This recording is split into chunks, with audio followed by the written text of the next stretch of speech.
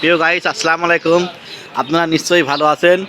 আমাদের আশরাফুল স্টোর তিনগাছা বাজার দাপুনিয়া পাবনা, এখানে পেট্রোল, ডিজেল, অকটেন এবং নিত্যপণ্য দ্রব্যাদি চাল, চিনি, আটা খুচরা ও পাইকারি মূল্য পাওয়া যায় এবং গরুর খাদ্য, ছাল, ভুসি, অ্যাঙ্কার, খুদ এবং আওয়ার বিচিলি, পোয়ালও পাওয়া যায়।